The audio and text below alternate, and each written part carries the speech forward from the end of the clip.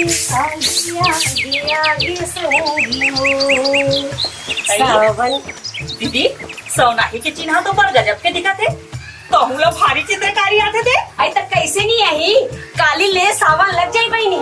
कल पहली घर के बूता ला कर कर को तेकर ले अभी लेकर दे तो। सावन महीना के तो बातें अलग है। भोलेनाथ के पूजा पाठ, हरेली, राखी और हमार पसंदीदा तिहार तीजा पोरा। अब भाई गे तैया के बातला घड़ी घड़ी सुरता जान देवा नहीं टीचे मोर भजन चालू हो जाए। तोर भजन ला तो काली सुनबो। अभी सावन के स्वागत की तैयारी करना। चल चल। आई हाँ सही कहा। चल, चल, चल चल चल चल चल चल।